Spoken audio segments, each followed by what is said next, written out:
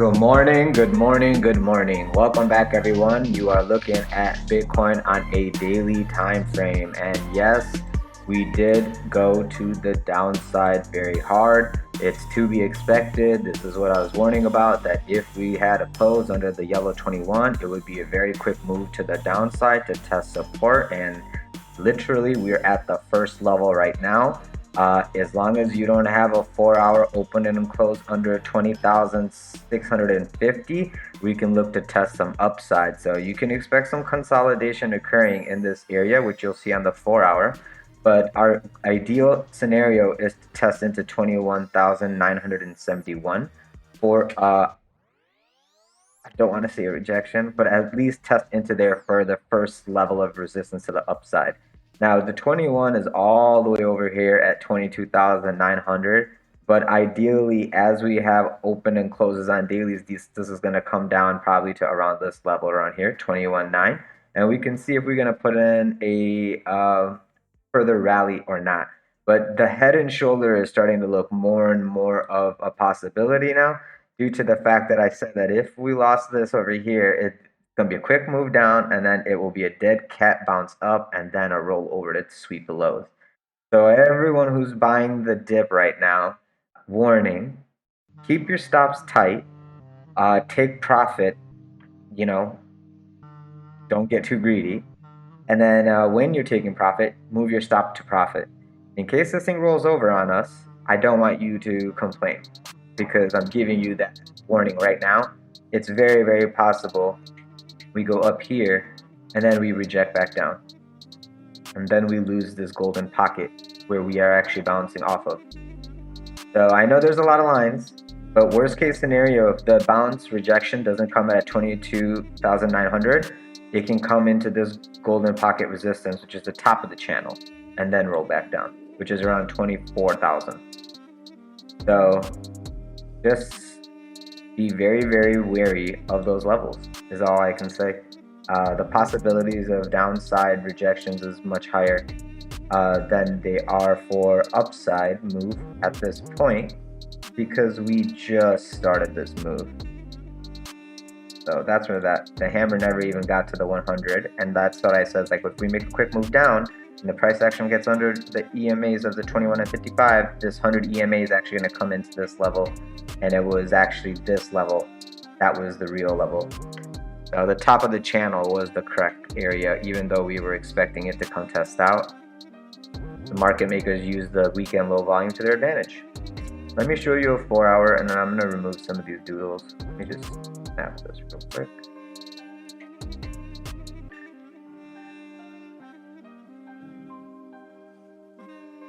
And I know it looks convoluted.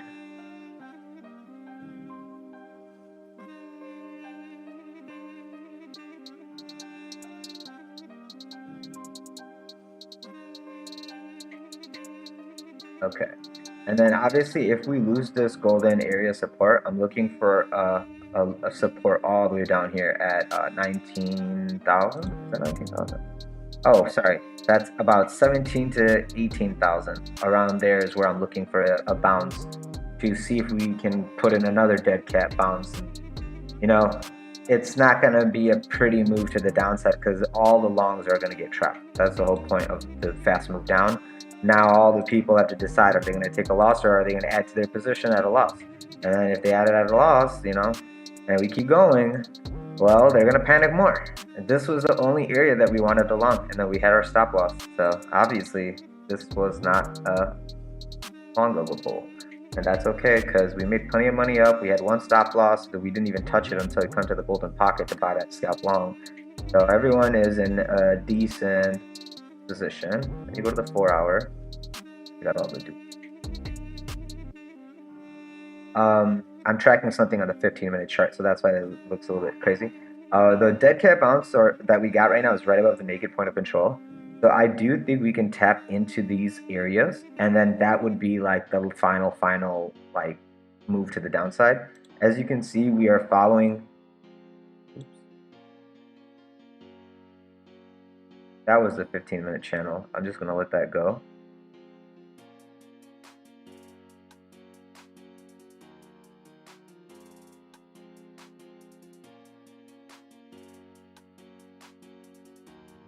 something along this line. And I'm keeping it green because I would like to buy at the bottom of the channel. Okay, so if we can make it past this midline, we can go to higher. But if we can't get above 21,970, we're probably going to roll around and then try to consolidate in this channel. And then once we lose this golden pocket, it's going to be a one-to-one extension to the downside. So that's why I have these two lines over here. Somewhere around here, we can expect a reaction. So we'll come to that later, but that is what I'm looking at right now. Okay, remove all the drawings. What we're looking for is a test into the 21 on a 4-hour, which is around 21,970, and then see if we can claim it. If we can't claim it, we're going to reject off of it and then go even lower, and then these EMAs are all going to come swooping in to be resistance to the upside, kind of like this over here. Okay, that's kind of exactly what's going on. So I'm looking for this right here, this wick into the 21 and a rejection back down to confirm that this is a full out breakdown.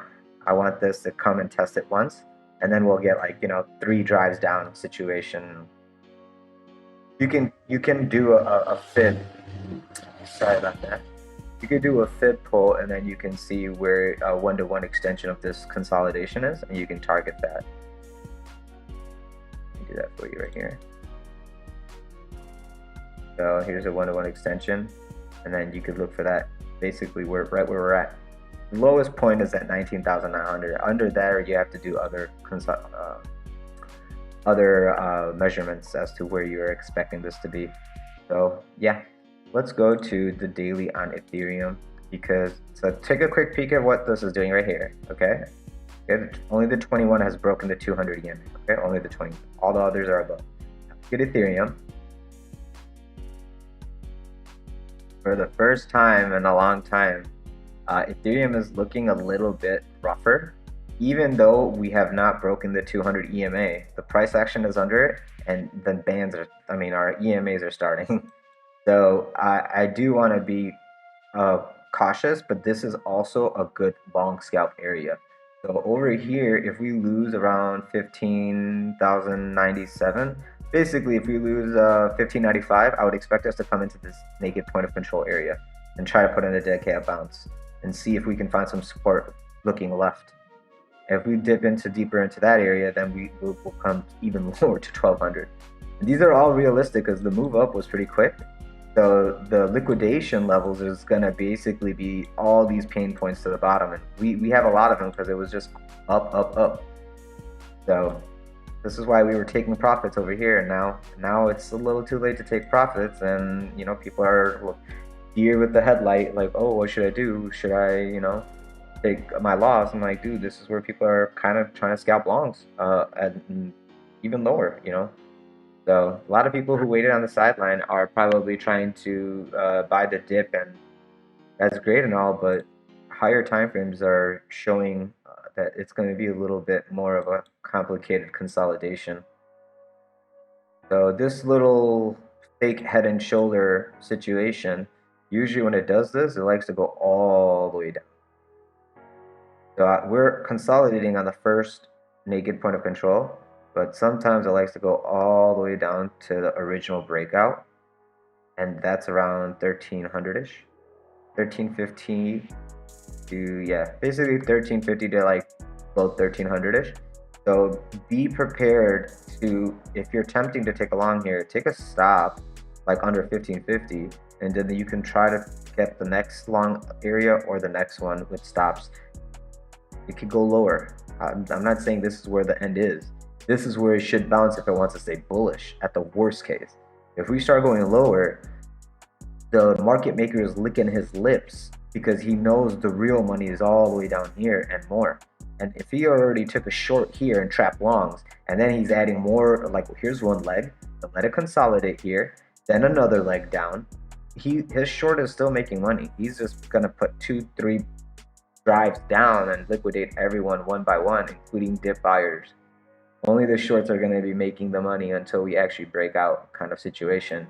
And right now it doesn't look like it's going to be right away, but it's possible. We can do a daily close sideways here and then pump into the 21 EMA, which is around 1725, to put in the rejection. So kind of need to see how this daily closes. If the daily closes in somewhat strength, then we can look for a little higher push. But as of right now, we're closing under the 200 EMA on a 4-hour, and usually that causes you to go to the next level, and that's what we're waiting for. Is this 4-hour candle going to be able to hold the open at around 1600? As soon as you have hourly open and close under 1600, you should have your warning for downside. So just be careful is what I'm saying. Right now, what our group in the members side is doing, we are looking at the shorter time frames because it's weekend. So be very careful of moves. And since the dump occurred, pull up my handy dandy chart. Ethereum is looking around 1700 for a CME open. We're about $80 under it. A low level long, hoping for a fill of the imbalance into CME open makes sense, and that's this naked point of control right here at 1700. Okay, and then Bitcoin is at 21.2. So this is a little bit precarious because we're at where Bitcoin CME closed, and Ethereum is actually a little bit weaker. So maybe Ethereum gives us a little bit strength upside, and then Bitcoin carries it upside as well. But yeah, I would right now my eyes are on Ethereum. If Ethereum, the stronger asset of the two, is going further to the downside, Bitcoin is not gonna be able to hold itself up. But I'm looking for this level right here, like 1600 as support. If we lose it, I mean, if I'm trying to scalp along, ideally I would want to just have a stop loss right under this naked point of control around 1570. So that's about a $50 loss per contract if you're going to be taking this. So be careful. I mean, that's not cheap, but I mean, it's juicy. It's juicy. And then if you take a long, you're going to have to start laddering out every color line. Like all these lines is for you to know that, hey, you should be taking at the 55 EMA, which is around 1640, you should be taking like 25% of your position off and putting your entry at your stop loss at your entry in profit with the fee if it hits. That way it's a free trade. Now you don't have to really stress, and you can let this consolidate up and down, up and down. Yeah, you could keep stopped. You may be stopped out 50 times, but as long as you follow that method, the stop out won't ever take into your capital, and you're setting a good habit because that is the correct trade, and you're not changing your bias long, short, long, short, long, short. No. Right now, you are only looking for longs with the stop loss. If the stop loss hits, that's fine. Step back. You have multiple levels of taking your longs on, and you have to be patient. Rushing into a long right now is probably not the smartest thing because market maker will probably like to tap into this area a few times just to shake people out. Nobody is going to get a free ride. It's not just going to be like, when it does those things, when it goes fast up, it's basically to liquidate people, and then it usually comes back down, consolidates, then goes up slowly over time because then people are shorting it, and then they'd like to take money on both ends. So right now is the weekend. It's very low volume. If market goes sideways, totally okay. Scalping along with the stop loss is great. Scalping a short with the stop loss at the 100 EMA. So if you're taking a short right now at around 1627, ideally you don't want to have your stop hit until like 1665-ish, because that's where this larger EMA is going to be basically giving you the pressure to the downside. Until price gets above that EMA and starts opening and closing, there's no reason to take a long. Like that's when I would be like, okay, we're confirming a long, okay, but I would have a stop loss right under it because price action likes to poke up, 2-3 candle close, and then sweep down heavily like a trap. So right now I feel like price action is baiting shorters, so we might get down there because on low volume, if everyone's starting to panic, sell and short, yeah, we're gonna have the pressure down. But I do think that that's going to be their detriment because I think that's going to get stopped out on the quick move up and then a rollover.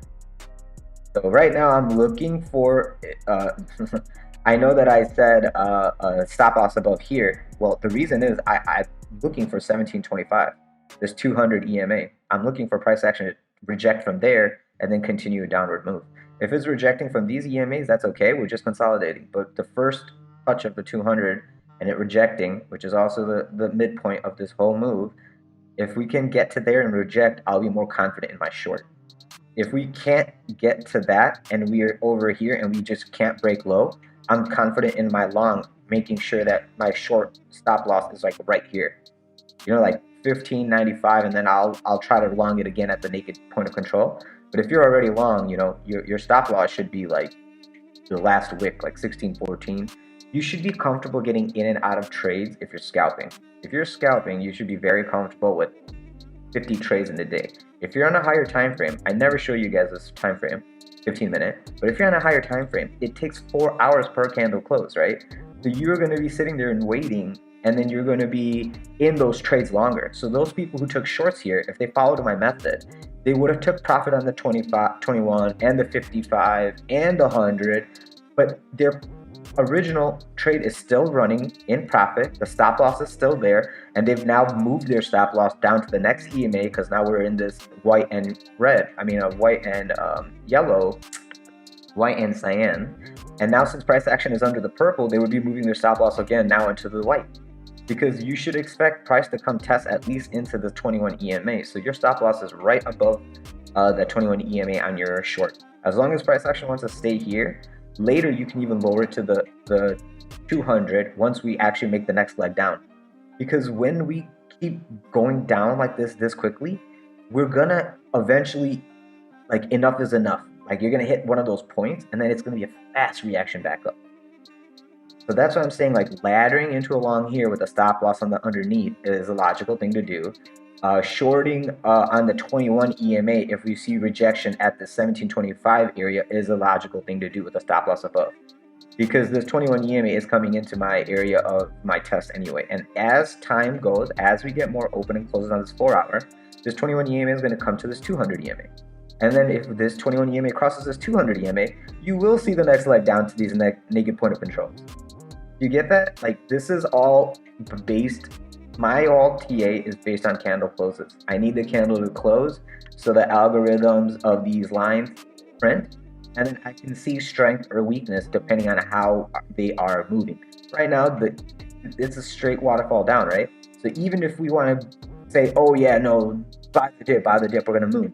Well, if you're buying the dip here, I'm expecting resistance here at 16.57. I'm expecting resistance here, which is a naked point of control. So there's a lot of money here on a 4 hour time frame. So the people who are short better be wary of this level right here. The market maker knows that there's a dollar sign here. Take it. And then this level here is our monthly open. If we close our monthly, which is in about 10 days, 11 days under this level, it is not looking great for Ethereum.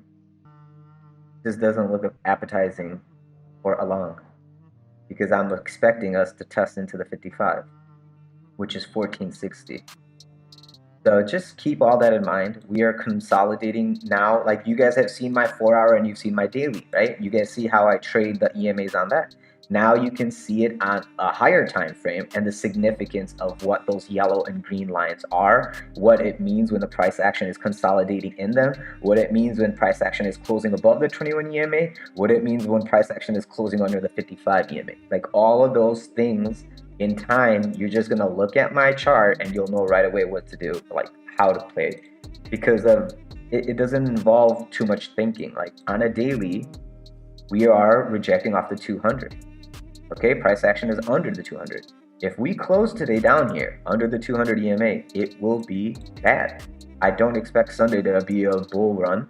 I'm expecting Sunday to be weird support, catch the knife kind of situation.